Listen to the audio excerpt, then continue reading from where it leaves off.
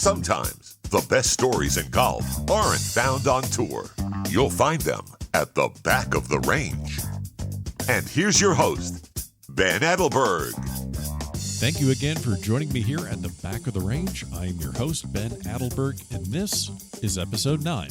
As always, thanks very much to Mitch Phillips. He does our voiceover work around here. You can find him at mpvoice.com. Check him out. He has graciously provided his support of this podcast. Wow, what a weekend. I spent a couple days at the Honda Classic this past week at PGA National in Palm Beach Gardens. That place is crazy. Actually, it's really two completely different events. If you're looking to follow a group and watch your favorite player, Thursday is the day to go. The crowds aren't that bad. It has a pretty laid-back feel to it and a lot of room to move around. But on Saturday, and I'd imagine Sunday, well, that is all about the party. Not as many golf fans, quote-unquote, but plenty of serious drinkers, and those tents in the Bear Trap were rocking. So we have tons of videos and photos that I still need to get up on our Instagram page. So if you have not done so, follow that page. It's the Back of the Range podcast. So we have some good videos that were sent in by some friends and some that I took myself. Before I forget, our website is www.thebackoftherange.com. That is where you can find all of our episodes, links to how to subscribe in Apple Podcasts or Stitcher or Google Play, Overcast. So that's basically our home base. So check that out. If you want to shoot me an email, you can also do so at ben@thebackoftherange.com. Don't forget, the more people you tell about the podcast, the bigger it grows, the better guests, and who doesn't want that? So this week's guest is TJ Shuart from Fort Lauderdale, Florida. What has TJ done? Well, all he's done is participate in 11 USGA championships, and he's one of the last men to accomplish the unique feat of qualifying for the USAM, the US Mid-Am, and the US Amateur Public Links in the same year. He played collegiately at Loyola University and has some great stories about some matches against current professionals like Ricky Barnes and Ryan Moore. Additionally, he's launched his own amateur golf tour here in South Florida, and we're going to get into that also. So, TJ, you're at the back of the range. How you doing? Ben, fantastic, man. Thanks for having me. Look forward to being a part of the program with you. Well, I know you and I have known each other for quite a long time, just playing amateur tournaments around the state of Florida through a lot of Florida State stuff and some USGA. You've had a hell of a career as a qualifier for a lot of USGA events. And before we talk about just your start in the game and what's led you to the success that you've obviously had, what are you working on, and how is your game right now? Yeah, it's been good. You know, I've went through quite an experience this year, and it's a challenging game at times. We all know that, and I've been fortunate enough to accomplish some nice things, you know, in this game. But as you know, you never have it all, and you know, the game probably takes a lot more than it gives. So it's been exciting for me to keep competing amateur golf. So to that end, I always want to be competing. If I don't have a tournament on the schedule, I get antsy, and so I'm always trying to compete. But I've spaced it out a lot. I've got access to some nice events around the country, and you can't play them all. At the end of the day, I have a career, I have a job, I have things outside of golf that take up my time and my focus. So I've figured out a way to sort of create a schedule that affords me the ability to play and compete, but also space it out a little bit. But it's been fun. I've got access to some great events. Results, you know, recently haven't been that great for me, and sort of kind of what I was alluding to before. It's sort of that ongoing quest that we have with the game of golf, and so I've been able to have a lot of success in the recent years. In the body of the last 6 to 9 months, haven't played as well as I've wanted to. And so part of the fun of the challenge of this game is that it's never easy. It's never right there. And you're always searching for ways to improve and kind of bounce back when it doesn't go as well as you want to. So been able to play some great events this year, travel to some nice parts of the country. Haven't put any victories on the board. And part of the challenge when you have success and you do well is there's sort of increased expectations. And so I'm going through a period of time now where I haven't sort of reached those expectations and sort of those accomplishments that I've sort of created myself in the last, say, 1 to 2 to 4 years. And so I've got to find that and get that back. And that's the beauty of this game, that you're always going to kind of go through periods of time where you don't play as well as you want to. And I've had that experience too of late. So it goes up and it goes down. That's the game of golf. We see it even at the highest level. Players missing cuts and being out of contention and shooting high scores, and then coming back to win the very next week. So it's the game we love, and I look forward to continuing to press on and work to get better and get back to some of the fantastic results that I was fortunate enough to achieve in recent years.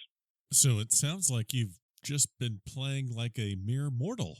Very much so. Oh. Whatever a level below that is. Well, that's where I'm at. So join. It's the water's warm, so hop on in. So just grab a beer, and it's There's no. I totally understand what you're saying. You get a taste of a really good run of tournaments and results, and the swing feels good, and then obviously life gets in the way, and it just kind of fades away for a little while, and then you got to chase and get it back. But you're right. That's what makes this game great. And then obviously as a mid amateur, now you're 34 years old, correct? Right? Correct. Okay. Yes. So obviously, you're not a college kid. You got to work for a living. You got to have real world issues and responsibility. So of course, now before you became a fully functioning adult with real responsibilities and real job requirements and mortgage to pay and all that stuff. So what was your start? What was your start in the game of golf? I'm like a lot of folks in that it was my father that brought me into the game. As a kid, I ran around, played every sport. It was pretty athletic. I was a big, actually, football and basketball player first, and got to high school and hadn't hit my growth spurt yet, and I was just a little guy, and went to a big-time athletic program, high school, down here in Fort Lauderdale, St. Thomas, and realized pretty quickly I was not going to be playing football or basketball, given what I was up against with my size and just the athletic prowess with some of my peers. Started playing golf more. It was something my father exposed me to probably as young as the age of 7 or 8. But again, I was active in multiple different sports and had interest, quite frankly, in other sports above golf. But I had to do something in high school to play athletically and compete, and I sort of gravitated toward golf simply on account of the fact that I wasn't big enough or strong enough to play football or basketball at that time. So played as a freshman at St. Thomas in high school, was not any good. Really wasn't that great of a player, to be frank, and wasn't someone that really devoted myself to the game of golf. Probably by the time I was getting out of high school, I started to sort of realize some of my potential after a couple of years of kind of competing and playing and growing. And so it was a sort of a process over many years, but certainly, appreciate everything obviously my father did in introducing me to the game, but also doing it the right way, allowing me to naturally flow to golf as my primary sport. I was lucky enough to have access, to play golf and have a father who, taught me the game and kind of, put me in an environment where I could travel and play some tournaments and compete. And the rest was on me. I don't like, I'm a competitive guy, and I didn't like that I wasn't very good in the beginning. And it seems like the irony in sort of where I got to today was that I was really much better at other sports than I was at golf. And it was in part because of the fact that I wasn't very good at it, that I had a desire to continue to try to excel at it and get better at it. So that transition, that breaking point, to commit to golf really happened in that 14, 15, 16-year-old age. And then obviously being able to accomplish enough to go to a Division I college program at Loyola University and play 4 years of Division I golf. So it's interesting. You're talking about your introduction into the game from your father, and you've been around a lot of juniors, as have I. Just whether it's at golf courses, country clubs, different events. Obviously state amateur qualifiers, U.S. amateur qualifiers. What's your kind of take on the how junior golf is now? Because you're basically saying that it wasn't that you got pushed in, you didn't have someone shuttling you from this tournament to this coach to this practice facility to this outing. You kind of had a drive inside of you to get better at something that you just weren't good at. Instead of tossing it away and saying, well, that's just not my thing, I'm not good at it, you just did not like failing and chased after it. How does that compare with what you're seeing now with some of the juniors where they just feel maybe too much pressure from the parents or too much pressure from coaches and feel that every round of golf is could either help them or hurt them when it comes to getting access to a college scholarship? Yeah, certainly. I think that's something that you're seeing a lot more of now. I mean, it's a fine line. I mean, certainly you want, the support system that parents afford you as a kid, really, and that's really what it boils down to. Without the support of your parents to be able to even to travel and to spend money and spend time to play these events, I really look back at it now. I don't have kids of my own yet. So I haven't had that experience, but to realize, everything that my parents did for me, for me to even be able to explore golf as an option is really something that, you take for granted as a kid, and you realize now it's really shaped part of who I am as a person. Certainly you see the scenarios with, overexertion of pressure, from parents to kids Sure. at a young age. There's so much access out there now. The game with players like Tiger Woods of our era and now Jordan Spieth, they're glorified on television. They make tons of money. And so obviously people see that and they want to gravitate toward that. They want to be that person one day. And so what happens is there ends up being a tremendous amount of energy put toward that goal, probably oftentimes at quite an early age. So at the end of the day, when it comes to golf is an individual sport. When you have an individual sport, nobody else is setting up your practice times or your games. You're on your own to develop as a person and to practice and work at your game. And that's really where golf separates from a lot of the other major professional sports where, by and large, you're a part of a team. And maybe if you want to play football or basketball, you need to be a certain size. There's a lot of things that kind of happen in other sports. Also, your prime and your peak years are really much younger in these other sports like football and basketball, where golf is something that you're really not necessarily even hitting your prime till your later years in life. So certainly to answer your question, I appreciated the way that I was handled, which was I was put in an environment to compete and to play sports and be active.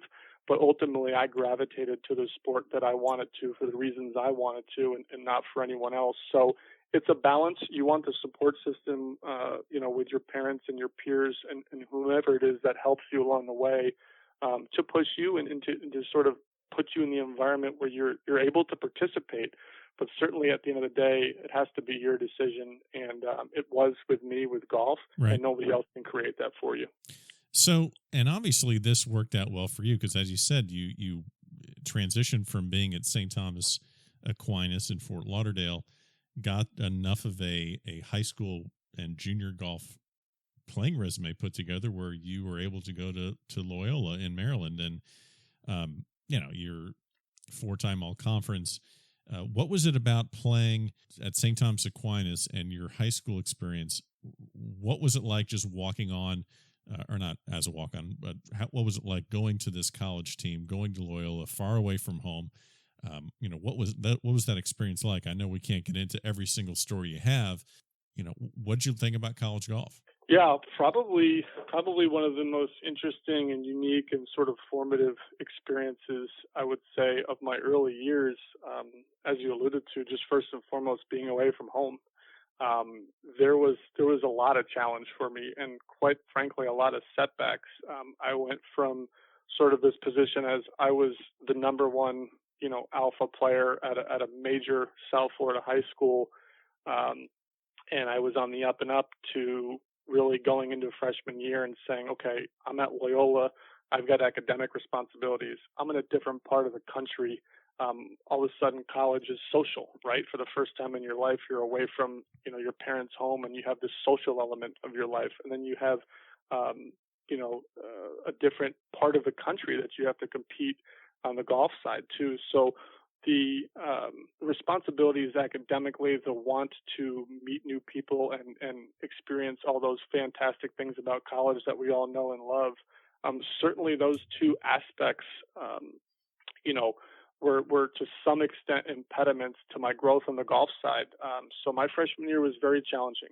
I remember academically running into a couple of bumps where I actually had to study. I had to do homework. It was no longer kind of cruising through. Yes, believe it or not. If I wanted to remain, eligible and remain scholarship worthy and graduate from college, I had to actually, apply myself a little bit more so than I did in high school. And so that was a huge learning curve for me. Obviously, just going into all the responsibility again that I had academically, and then going to golf tournaments where the weather was maybe 40, 50 degrees in the morning, and all of a sudden I'm playing on bent grass greens and wearing 4 layers and saying, well, this isn't the summer in South Florida.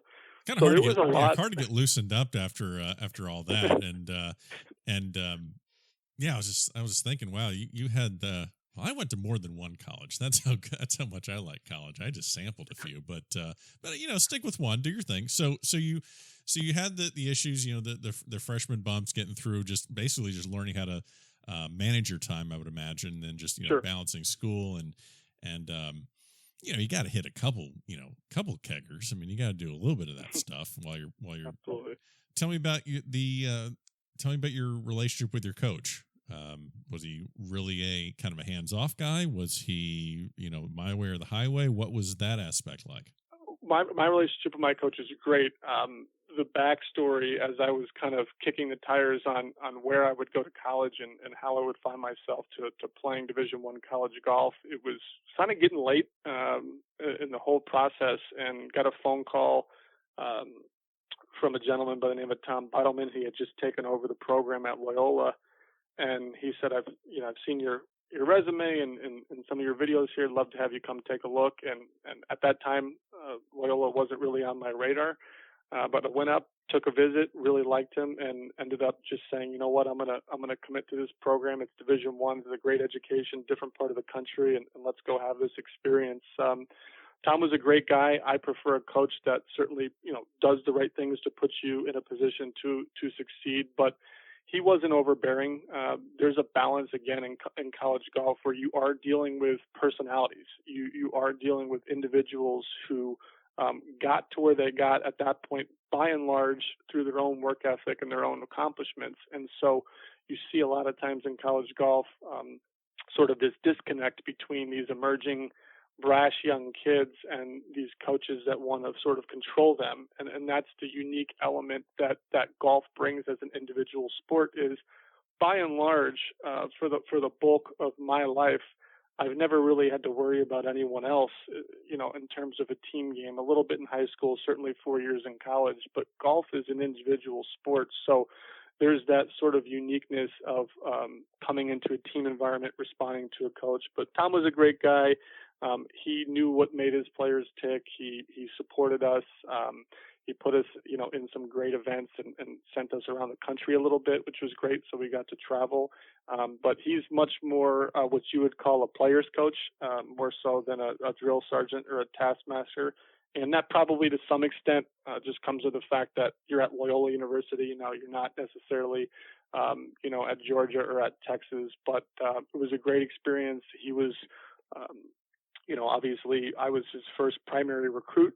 And so Loyola at the time really didn't have much of a track record. We were then in the MAC conference and had since transitioned to the Patriot League. But when Tom came in, we won 3 of 4 conference championships. Some local guys started to follow and join the program. And we ended up winning, I think at some point it was 9 out of 10 MAC conference championships from the 2001-2 year forward. So a lot of success came out of the program. I'm happy to be a part of that to some extent in the beginning with Tom, and he did a great job of just being kind of one with his players and being a guy that was able to accommodate and understand what made his players happy and how to support us and just be one of the guys. And sometimes that's good enough, is letting your guys be your guys, particularly in an individual sport like golf. Well, with your experience playing at Loyola, I would imagine at some tournaments you would have run across some guys that clearly you saw their talent level was going to take them elsewhere. So were there any professionals that are currently on the tour now that you ran into that caught your attention? I would say specific to the college experience, the one that jumps out was Ryan Moore.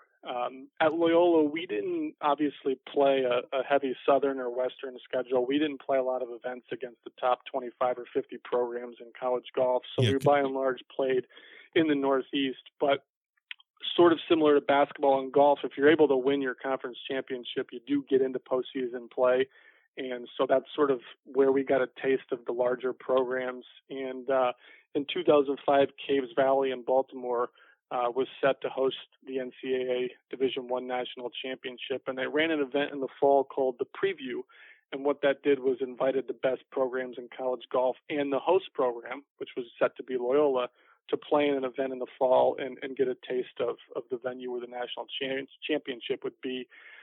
Me being fortunate to be the number one player at Loyola and be a part of the host program, let's just say we had a little bit of say in the pairings. And so as I scanned the list of programs that were coming, Ryan Moore had won the United States Public Links, the United States Amateur, and I believe the Western Amateur. He was the most decorated amateur in the country at that time, probably a rising senior at UNLV. So I requested that pairing. I played 36 holes with him at Caves Valley, and it was a great experience. I think, if I recall correctly, I had a couple of 73s, and I think he had something like a 72, 69. So certainly didn't expect to be able to beat him over 36 holes, given his stature in the game and my progression at that point. But to be within earshot of him was fun. To play 36 holes with a guy that was clearly on his way to going to the next level was just a super experience for me.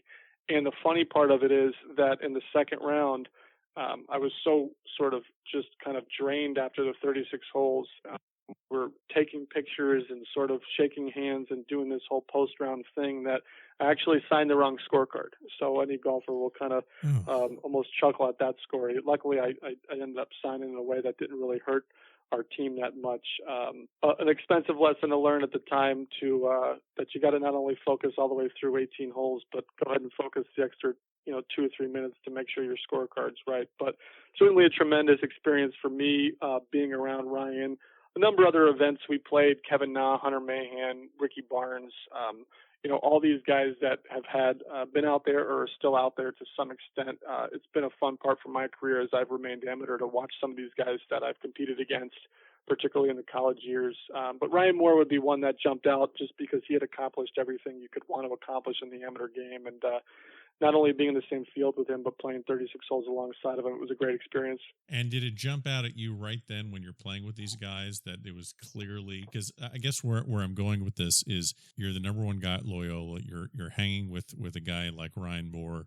Was there something specifically that hit you as they're going to go this direction, I'm just not? Or did you entertain those thoughts after you graduated? What was the defining, or was there any sort of a defining characteristic in their games that you saw that you just didn't have in yours? Yeah, I would say a little bit of both. I mean, I think you all know, how fine the line is in golf. I mean, we see it every day. It's a shot here or there that determines whether a guy has a job on the PGA Tour next year, as we see the Web.com Tour just wrap up their final series here. And it's no different in the amateur game. There's a fine line sometimes between some of the best players and some players that aren't quite at that level. So I would say certainly with Ryan, there was an element of him that, he's a talented player. He strikes the ball well. He's consistent. He keeps it in front of him. He doesn't hurt himself. I knew at that very moment Ryan Moore is a better golfer than TJ Shuart. I knew that. What I was pleased to find out over the 36 holes of playing with him was that there wasn't necessarily some monumental gap. For example, I hit my driver well better than he did and passed him. But certainly he was a better iron player. Certainly he got the ball in the hole better. And the fact of the matter is he was just a more accomplished and better golfer at that time. But I came away encouraged being a part of that, playing next to him. At that time, I probably had different goals than him. He was a blue chip collegiate player, all world's number one ranked amateur. I was a nice collegiate player at a small Northeastern university. There's just a difference between us in that moment. And I was comfortable with the amateur game. I was comfortable being the best college player I could be, and had no real notions and desires, even as I was a senior in college, that I would necessarily pursue the game professionally. So I just took it as an experience, getting the taste of playing against a player of that caliber, and sort of being alongside for that ride, understanding that they're more accomplished, but also understanding that, you've got room to develop as a player, and you learn from that. What did that player do better? Why is that player better? Why is he shooting lower scores? And so I would say there's aspects of my game that were just as good, but certainly when you think about his tenacity, his short game, the way he got the ball in the hole, and he was just a more developed and better player, and I was just felt happy to be kind of along for that ride and playing next to him. And I still follow his career to this day. It's cool to see him have the success that he's had, and it was just a great experience for me to be alongside one of the top players in college golf. Was fun for me, and just helped shape my love for the game and my want to get better and my want to compete. So once you got out of Loyola, you graduated, and knowing your record in FSGA events and United States Golf Association events, a lot of your success has been after the age of 25. So did you pretty much take the road of, okay, I'm out of college, I can't play golf every day, I need to get my career going?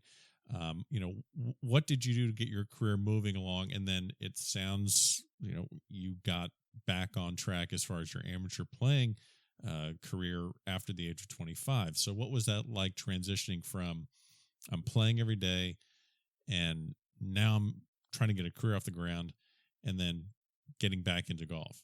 Yeah, absolutely. I mean, it's a tricky time in that kind of I'm out of college, now what sort of mentality that I have. And I spent a little bit of time working at TPC Eagle Trace here in South Florida after I graduated. And the somewhat challenging part for me was that I was actually playing the very best golf of my life at that moment. I was probably 22 years old, just out of college, and was playing really, really well. And a case could have been made for me to go the route of trying to play, turning professional and getting out on the mini tours and going through that growth curve to try to become a better player and advance through the ranks. But I was very comfortable with the amateur game. I felt like I still had unfinished business and still was underdeveloped in terms of trying to become a better player, and just had such a desire to continue to be a part of the game as an amateur. I had a taste of the U.S. Amateur in 2004 at Winged Foot, and just really loved that experience. So really just made the decision that I wasn't going to turn professional, and I was going to play amateur golf. As you alluded to, you're out of college and now life, it's time for life. And so certainly, moved forward, took a job, was very busy, was more worried about, making a living and sort of making this transition in my life from, I play golf all the time and I hang out and live at home, to I'm providing for myself and I'm going to go out and make a living and sort of progress my career. So obviously that, took effect for a while. I was still active. I still played, but just not a ton in that first, say, year or two, kind of in that kind of early 20s, time frame. But just, again, had a love for the amateur game, always knew that I was going to keep pursuing it. And it was about at the age of 25 that I was able to get into some mid-amateur events and just keep getting better as a player. What I will tell you is so much of my success at that sort of 25, 26-year-old age, after having those, couple of years where I was a little busier working and just playing tournaments a little less, was actually psychological, in that I was now working. I had a job in project management in the golf course construction space, and I was working, making money, providing for myself, put a roof over my head. And that was the first time, obviously, in my life I'd really done that. You're out of college and you're into this new experience of, hey, I'm making money, I have a job, and this is great. And so I think psychologically, I sort of grew up and out of, hey, I'm just playing golf and kind of floating, and going through college and going through this 6 months post-college of floating, to I have a career now. I'm doing something. There's more to life than golf. And so there was a piece. I remember when I wrote my first check of an entry fee to a golf tournament. It was the first time in my life I really think I ever did that. I was probably 23 years old, and I said, I'm paying for my own golf tournament. Wow. And so there was a psychology there that I was comfortable with every other aspect of my life, my job, and sort of just my my family and just my friends. And it was this great development in these post-collegiate years. So psychologically, there was so much satisfaction with sort of just that path I was taking that it just spilled over into my golf.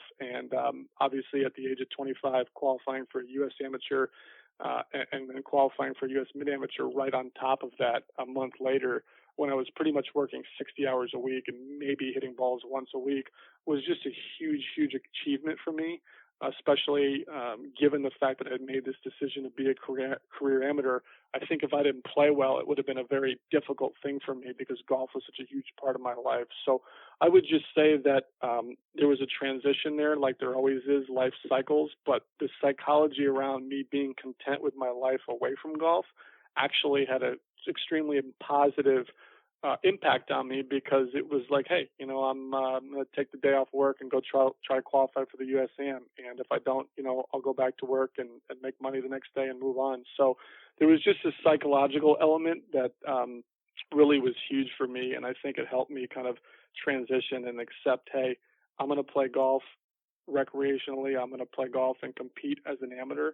I have other things going on in my life, and I'll be able to get that competitive sort of environment going here. And certainly the psychological aspect of being happy and accomplished sort of away from the golf course was a big thing that sort of put me at ease, and I think it helped me as I transitioned into life as a full-time amateur. Yeah, I that's an excellent point that you brought up there, because for people listening, as an amateur golfer, if you're trying to find your happiness and making your finding something happy in your life, and you're looking for golf to be that highlight of your life, that's a big warning sign. Not ideal. Yeah, that's a warning sign. You need, and even if you're a professional, but especially as an amateur, when you have work and you have kids and relationships, if you're looking for golf, if you're looking for that bucket of balls at night to be the highlight of your day, yeah, you gotta reevaluate that pretty quick. Before we get into now, as I've said earlier, you have won four Florida State Golf Association events, which were the 2015 State Mid-Am and the State Match Play, and then also a couple Pub Links championships in 2012 and 2014. Both the State Mid-Am, which was at Sarah Bay Country Club in Sarasota, Florida, which I absolutely love that course. Any chance I have, there's any tournament over there, any excuse to go play that place. I love Sarah Bay. And then the State Match Play was at Turtle Creek in Tequesta. But the consistent thing is both match play tournaments. So the State Mid-Am, you have to play your 36-hole seeding round, make the cut, and get into the low. Was it 32 or 64 at that time? I know they've changed that format. Yeah, the mid's 32 and the regular is 64. Okay, so I looked at how that happened. So you shot 78 in the first round, and then came back with a 67 and ended up as the fourth seed. So you were, I think the cut was 154. So you really had to improve on your first round just to get in, and you drastically improved. And just looking at the names that you ran through to win that championship, Mike Riley's out of Panama City. He's got USGA appearances under his belt. Joe Alfieri played on the Web.com tour. John Veneziano, we would need a whole other podcast to talk about his accomplishments. And then Brian Armstrong, you meet in the final. What was that like, just getting around and running through those matches? And then before we talk about Sarah Bay, we'll just kind of hit a little bit on Turtle Creek, what you did there. 73 in the seeding round, which was just a 18-hole round. That put you at 25 out of 64. So you're pretty much right in the middle. And you ran through, a list of really great players to win that championship. What is it about match play that obviously you're comfortable with? And, what things do you keep in mind for finding success? Yeah, certainly. I mean, obviously, starting with the match play being the earlier of the two events, probably about 6-8 weeks prior to the Mid-Am. The irony of the match play is that it was initially scheduled to be hosted at Pine Tree Golf Club in Boynton Beach, which is one of my all-time favorite clubs anywhere, particularly in South Florida. Just an awesome golf course and facility and a great membership. And I remember all of a sudden one day the schedule changed, and I emailed the FSGA politely as I could, and basically saying, why in the world is this event not at Pine Tree anymore? It was a great get. Why is it not there? The funny part is I was, in essence, upset at a venue change, and then went on to really enjoy Turtle Creek and play well and go on to win the tournament. So kind of a funny little backstory there. I think really the first thing regarding the success is I was playing well, and that's just a reality that match players stroke play. You got to be in control of your golf game and the way you're playing to have the success that I had in those couple of months that summer with both events. I think there's definitely a mental difference with match play. Certainly there's a luck element too. I remember in the second round of the match play, I probably went to the last hole with John Wegman, a good friend of mine from South Florida. He easily could have beat me. I think I was 2 down through 2 in the semifinals and played a really good collegiate player. Could have easily lost that round. I remember the quarters, I think, went to 19 holes. There was probably 4 different ways I could have lost, in that match play event. So you have to have a little resilience. You have to understand it's hole by hole golf. Mentally, I think sometimes you can be a little more aggressive, realizing that obviously if something doesn't go well on a hole, it's just one loss of a hole versus stroke play. So I would just say with Turtle Creek, there was just confidence. I was playing well. I was hitting the ball straight. I'm always a player that's had plenty of length and been a pretty good iron player, but when I'm putting the ball in the fairway, it just puts me in obviously a much better position to take advantage of the strengths of my game. So it was just a great run in that tournament. Confidence builds as the week goes on. You keep beating good players, and you just realize, I'm good enough. I can win this event. I'm one of the best players here.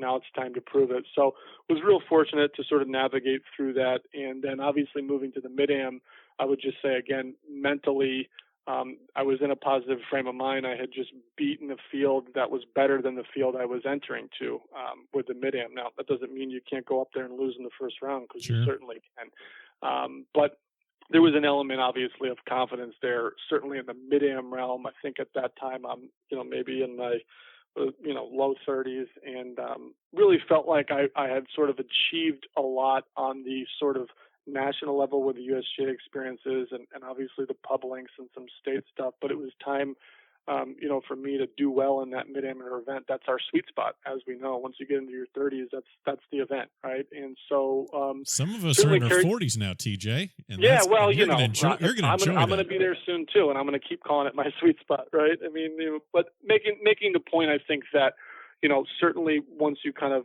graduate out of that, I'm 25 and I'm into my life and have these priorities. The Mid-Am golf, obviously is the focal point, and certainly our state Mid-Am is obviously one of the ultimate events that we would want to do well at. So I definitely carried a lot of mental positives from the match play straight into Sarah Bay. Sarah Bay is a golf course too that you alluded to. An old style Donald Ross course. It can be maddening at times, but it's a great golf course. And if you want to, if you just want to make and when I played there, if you just want to really just annoy the hell out of your playing competitors, and if you can chip it and putt it, because you're going to miss tons of greens there because it just rolls off and just for no apparent reason. Man, man, as someone that gets around largely in part of my short game, man, that's so much fun. Just watch people shake their head, and that's not even match play. I did it in a stroke play event there, but to watch them do it in match play, that had to have been just an enormous amount of fun. And then, so I'm going to bring this up as delicately as possible, but you and I have played golf together, and you, shall we say, are rather analytical and kind of in your own element when you're on the course and don't talk a lot. So do you think maybe it was a little bit more of an intimidation factor? Like, wow, this guy is just kind of a, stone cold killer over there, and we're not really talking much, and he's just doing his thing. Do you think your demeanor on the course, which is obviously not what it is off the course, but do you think your demeanor on the golf course plays into your success and gives you an advantage at times?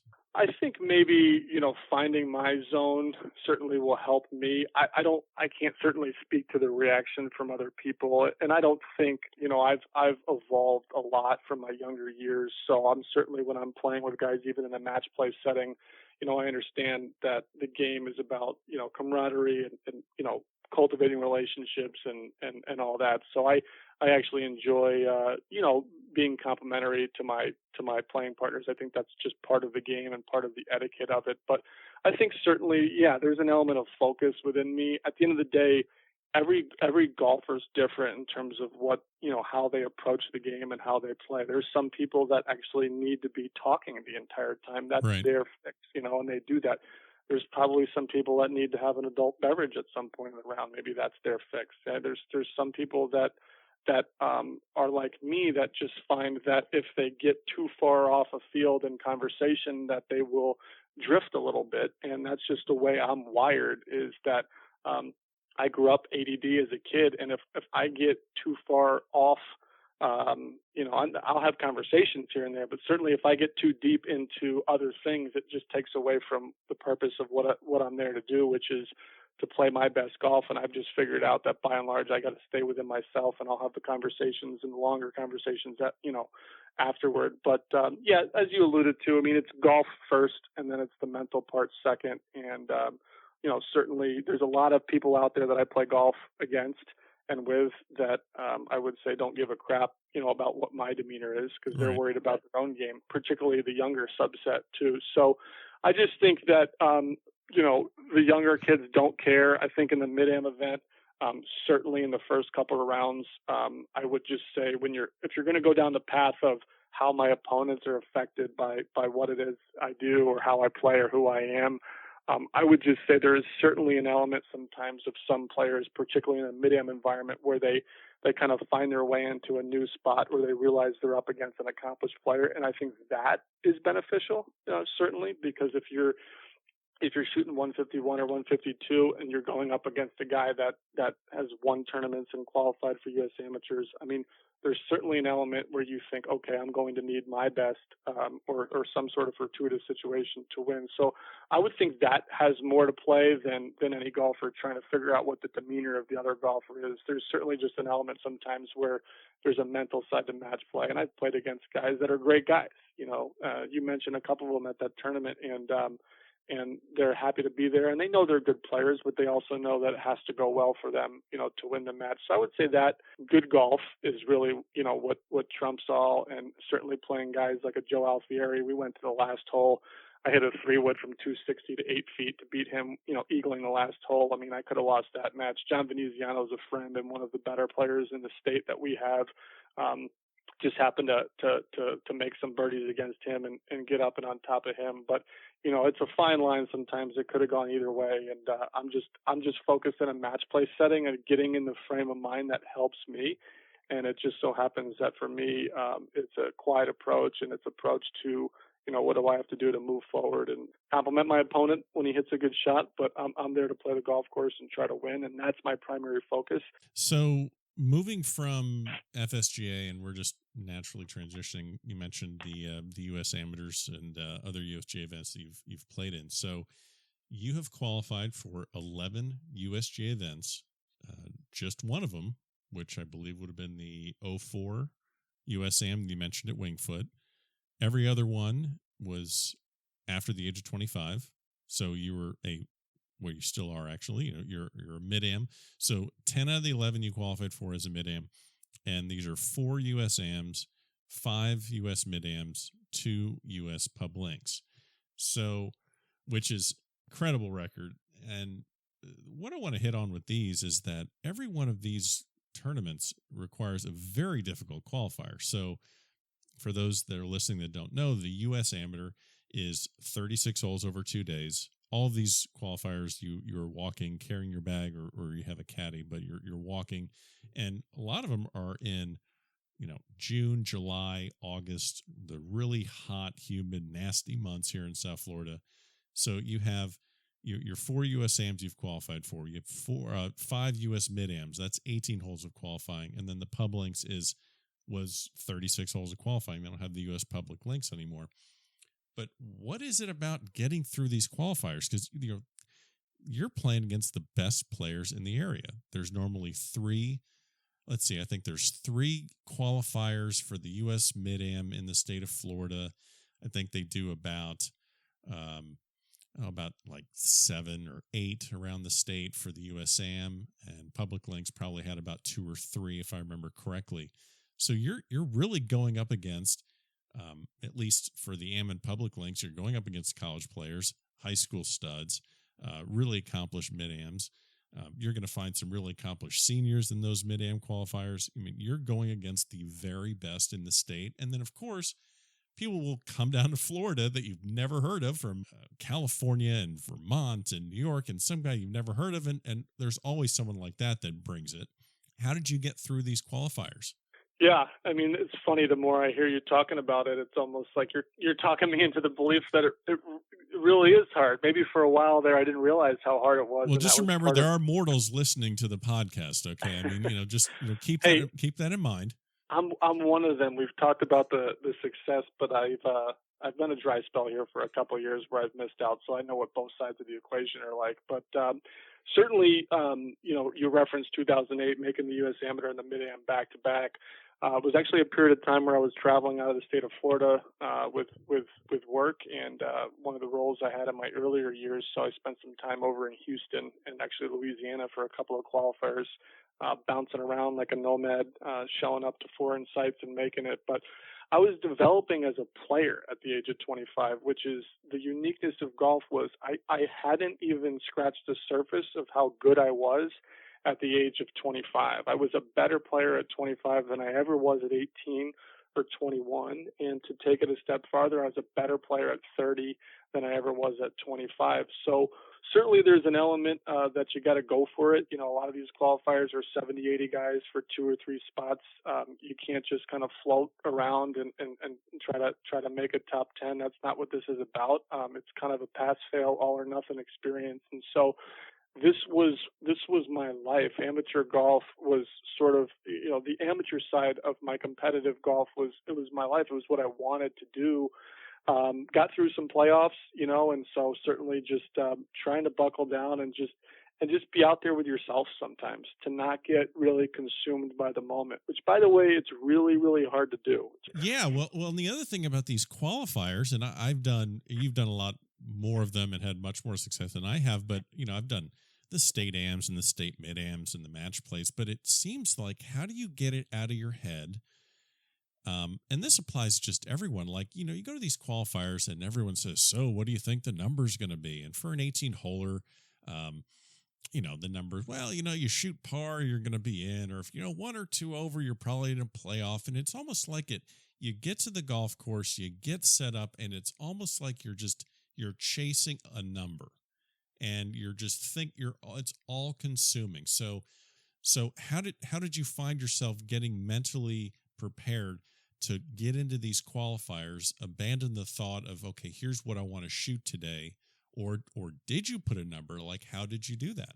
Yeah, no, that's a great observation, because obviously that in the world of qualifiers, it is very different. I'm not focused on what's the result going to be. I'm focused on what's my process to get where I want to be and put myself in my best position to play good golf and succeed. So I think a lot of my focus was again, just on how I played the golf course. And it was very much about me, traversing through the golf course and putting myself in a position to be successful. And listen, I can't control what anyone else shoots. So there's some measures in amateur golf, actually, because it's just less developed than the professional game, where there's actually a benefit, because you don't have access to all the information that some bigger events or professional events have. So sometimes it makes it easier. But just being comfortable with what I want to do and how I want to play golf, enjoying my experience.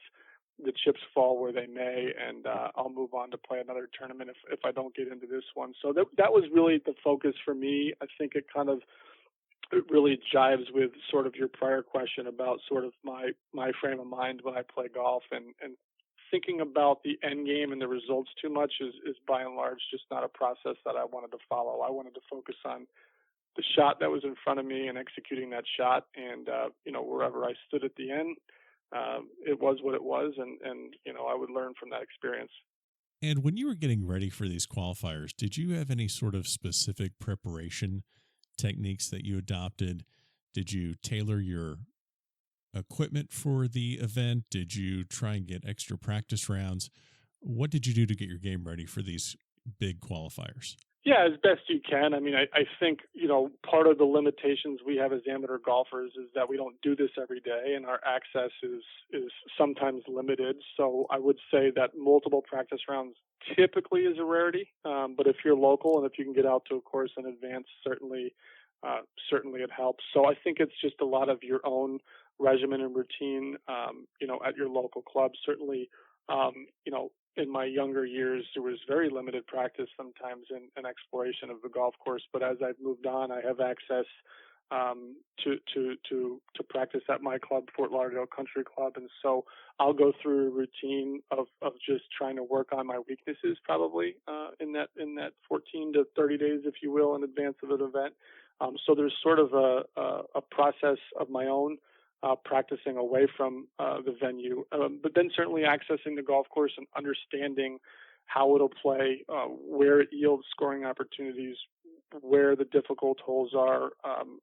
Certainly equipment changes are a big part of what I do. When I travel to, certain clubs around the country or certain golf courses, I'll have different, clubs in play, maybe such as a driving iron.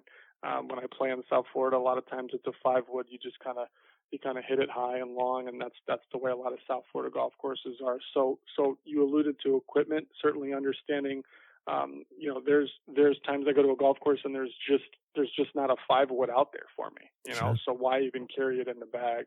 A lot of short game work, understanding the green surrounds, and so preparation on a golf course is, okay, obviously, here's the green, but, where am I if I missed a green? Because we're going to do that 3, 4, 5, 8, 9 times around, depending on the day.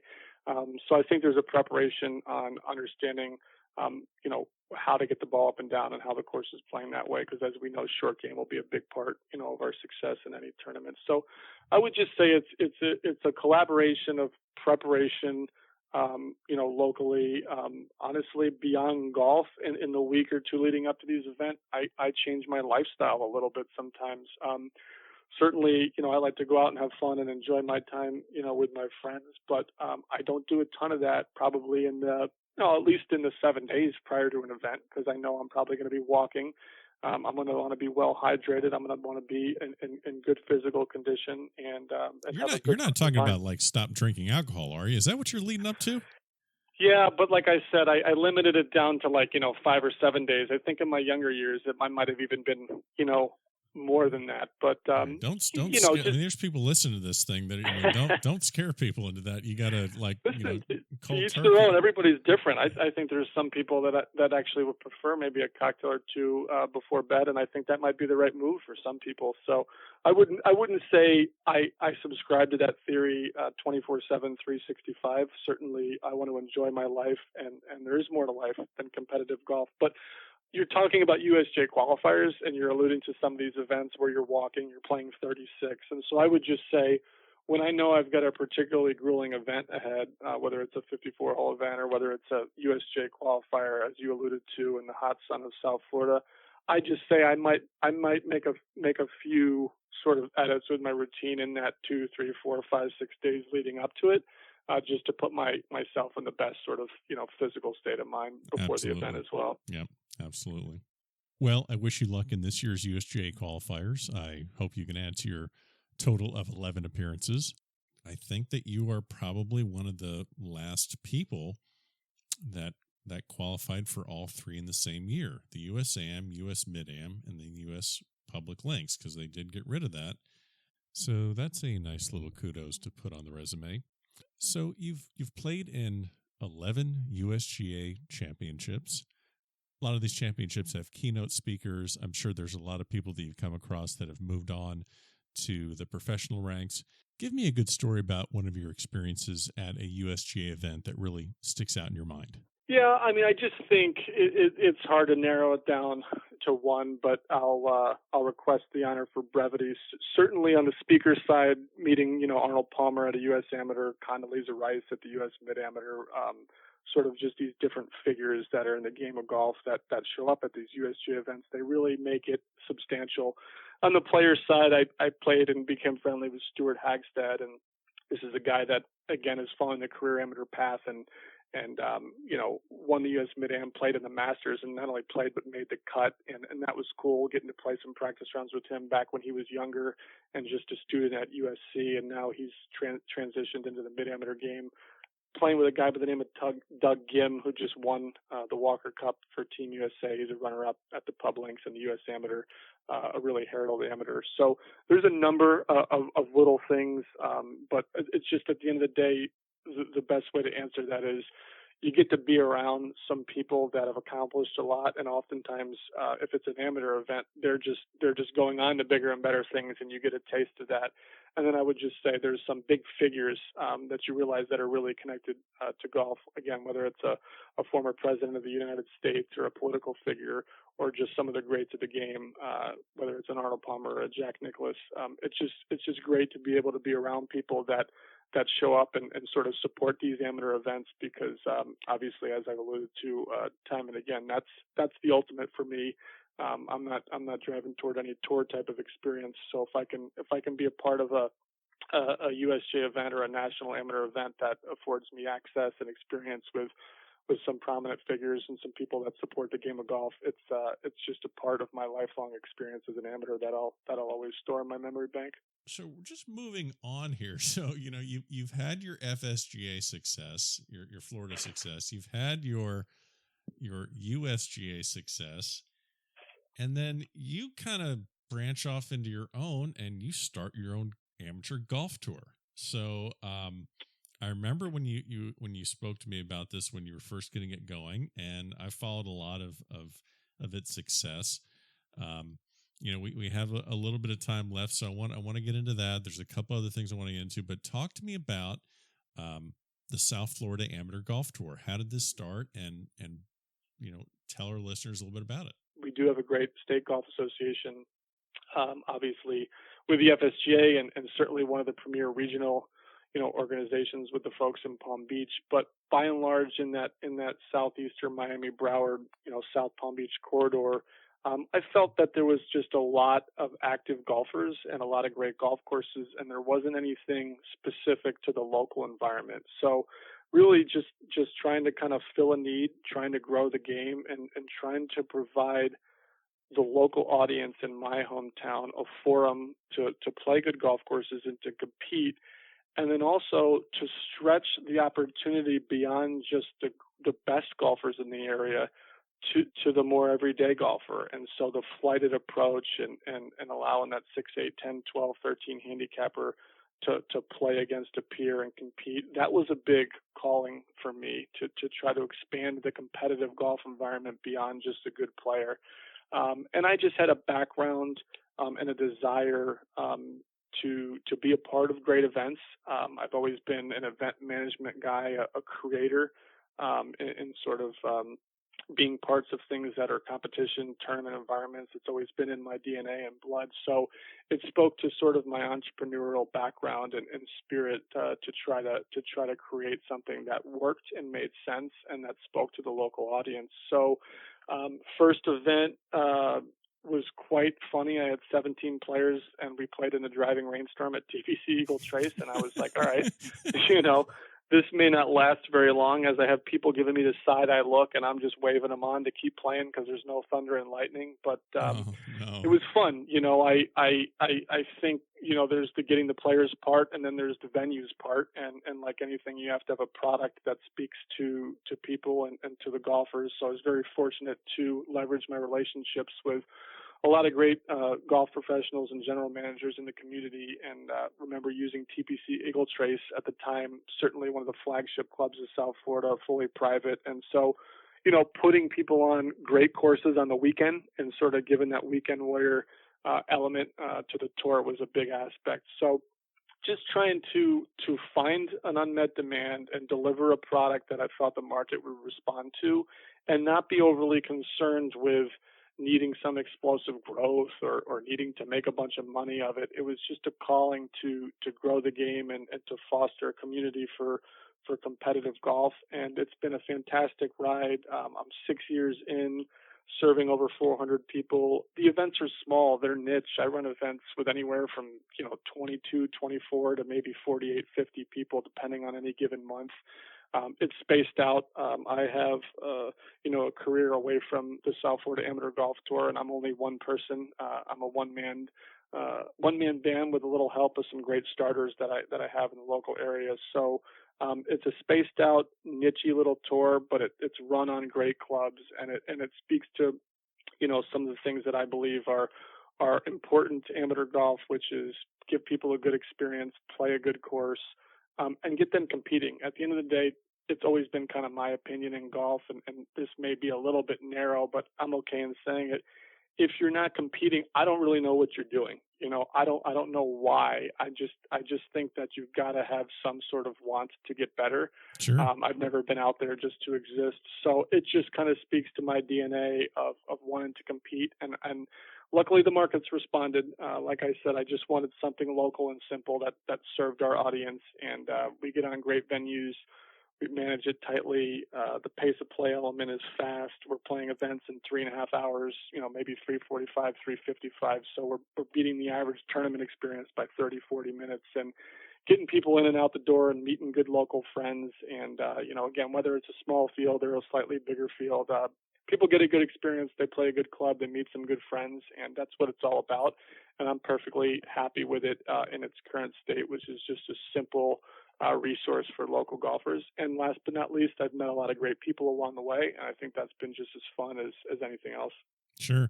And the thing I really like about the tour, and this is kind of one of my questions that I'll always ask people about how to grow the game and how to grow amateur golf, is a guy that shoots 78, 79, 82 at his local club, to get him to take the leap into playing tournament golf away from his buddies and away from his course, and to go out and play in a tournament setting.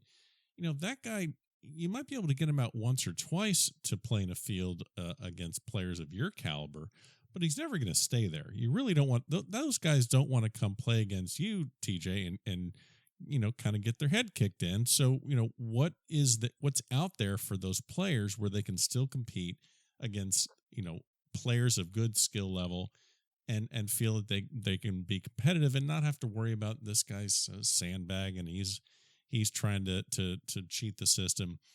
So that's one thing that I really like about it. I think it's great that you're not just targeting something towards the elite amateur. You're targeting anyone that really just wants to come out and compete, and you'll find a way to make it competitive for them.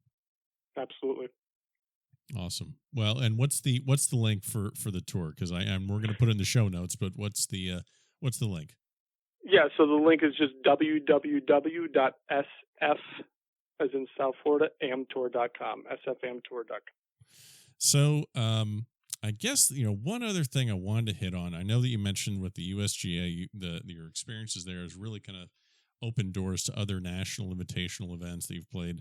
And, when I heard this, I knew I had to ask you a little bit about this. So one of the more exclusive tournaments, and I think it actually really fits in with, the history there. So the Coleman Invitational at Seminole Golf Club in Juno Beach. So for people that don't know, Seminole was actually the spot that Ben Hogan would hang out at in the winter to get ready for the Masters. This is an invitational where, these are the top names around the country, around the state. And, how did you get an invite to play in that for the 2016? And then also you win it. You win the tournament in your first appearance in it, which is, I don't think if that's ever happened. Give me just a little taste about what it was like being at Seminole. Yeah, absolutely. In regards to just being able to be lucky enough to be involved, I had some help, from some good friends. It's partly about your experience as a player and your accomplishments, but it's just obviously fortunate enough to be lucky enough to be involved like that. The fact that, one of the greatest golf clubs in our country supports amateur golf and to a further extent mid-amateur golf, it's just something that we just couldn't be any luckier. as mid-amateur golfers to be able to have that access and to be a part of a place that's special. And, as far as the results, certainly not expected. Obviously, I had plenty of belief in my ability and my game and had done a lot of nice things up until that point at the state level and at the national level, but this was certainly a different environment. And being lucky enough to play the way I wanted to play, it was up and down, and it wasn't always pretty.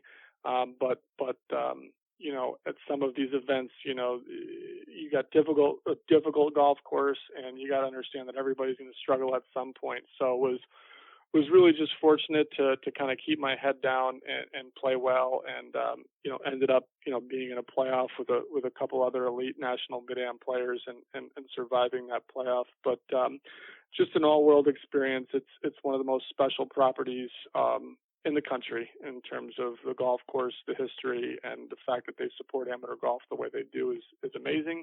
And I just feel lucky to be a part of that and to be able to walk through the front door, and the people that are associated with the club too, the staff and the friendliness and the way they welcome you. It's just something that you truly ask yourself all week, hey, I'm really lucky to just be a part of this. And it's one of those unique experiences where we spend so much of our life being governed by our results and how we do on the golf course. But it's truly the type of week that you literally just say, by being here, by being a part of this golf club for the week and this event and these people, I've already won. Well, that's a hell of an accomplishment to win an event like that in your first trip there. And I would imagine you'll be invited back as many times as you'd like. So enjoy that one. And, anytime there's a way you can put me in the trunk of your car and sneak me in there, you just let me know. And now, time for a quick bucket. We're at the end of the episode. We have a segment called the quick bucket because there's always time for a quick bucket when you're at the back of the range. These are just random questions. First one, since I know your affinity for a certain professional football team here in South Florida, how do you fix the Miami Dolphins? Well, I'm not an executive, but I will say this, in the NFL, stability at the top and the ability to draft and cultivate players who get into their prime and on their second contract is really the way you win in this league. And the Dolphins don't have a tremendous amount of that. Some of the good players they have left, and they've went the free agency route over the years with a couple of players that some of which have panned out, others haven't. So I would say that would be one angle, and obviously play at the quarterback position is just paramount in the NFL. When you think about the last 10 or 15 Super Bowl champions, by and large, you had elite quarterbacks or you had serviceable quarterbacks with just elite defenses. And so I think that's a big part of the framework of how the Miami Dolphins move forward. They've got a lot committed, to Ryan Tannehill, and certainly getting Cutler available this year, I think was a nice option for them. There's rarely a player of that pedigree on the free agent market that they were able to go get with the Tannehill injury. But I'm happy with what I've seen from the coaching side. Maybe not so much this year, but last year, certainly bringing in a young, bright mind like Adam Gase. Obviously, there's optimism around him and what he could do. So just continuity at the top and finding and identifying the right players and developing those players and knowing who to keep and who to let go is really the framework of any good football organization. And we got to hope that we can trend down that path and get back to a level of consistency that we've lacked for a number of years now. Yeah, and I get I like watching Cutler, but I really get concerned because whenever he takes a sack, he's falling down and crushing that box of cigarettes he's got in his pocket, and that's not true. So okay, the second one I want to ask you, this one's a little bit golf related, and remember, it's a quick bucket, so quick answer. I don't want you to think about it too much, but if you have to compare these two victories, which one would be the most memorable and important for the history of the game of golf? We're going to go with Jack's 86 Masters or Tiger's 5th jacket. Wow. You know what? I'll take the latter. I'll take Tiger if he were able to win again, just because the fall has been much harder with him. So if there were ever to be a rise again, it would just be much more monumental, as great as Jack's accomplishment was. And Tiger is just flat out playing against better players, and that's just a reality for all Jack did. It was fantastic, but it's just a much deeper game now. So if that Tiger scenario were to happen again, which it seems like those chances are decreasing every day that goes by, if that hypothetical scenario happened, I would have to side with that one. Yeah, I really hope. I would love just to see him on the back nine on Sunday, close to the lead, and just be paired with one of those young guys: Spieth, Thomas, Reed, Rory. I mean, that's all I'm asking. I'm not asking for much, but man, it's sad to think that we may never get that. I think that's it is so. I mean, I don't think he owes anyone anything, but gosh, it just feels like everyone just wants that. We want to see just one more time. So yeah, I think it'd be incredible. And then finally, the last one, you have the opportunity to give a major championship to anyone, any man, any woman, professional, not an amateur. Can't give one to me. Appreciate it, but no. But anyone that has never won a major in the history of the game, who'd you give it to? Wow. Another deep question. I'm probably missing somebody by not digging on my history a little bit and maybe going back in the years. So I'm thinking, I don't know if this is the number one answer out there. No, this is just for you. This is it's not who's right. Just, okay. You know what? You get to give it to whoever you want to. Okay. All right. Give it to Casey Martin if you want to. Give it to anyone you want to. No, you know what? I would say Lee Westwood, and I'm a guy that kind of believes in if there's a totality of your results that just speaks to a tremendous amount of opportunity to win something, and you don't do it. It's much more painful for me to see that person, knowing what I know about this game, to not have won a major. And I don't have the data in front of me, but that guy has finished in the top 3 or 4 in a major many, many, many times over. And I would just go with him. Montgomery is another name, a European player, but I just think that Westwood, given the talented players he was up against and how many times he was so close, that's a guy that, I'm not giving up on yet, him backdooring a British Open or something before it's all said and done. I would go Westwood just on the totality of his results and how many times he was so close. Well, TJ, I appreciate it, man. Thanks so much for joining me here at the Back of the Range Golf Podcast, and I will see you this season at some tournaments. Okay, thanks for having me, Ben. Enjoyed it. And there you have it, episode 9 in the books. Thank you so much to TJ Shuart for joining us this week. Again, please tell your friends about this podcast and leave a review where you can. Follow us on Instagram, and I will see you next week at the Back of the Range.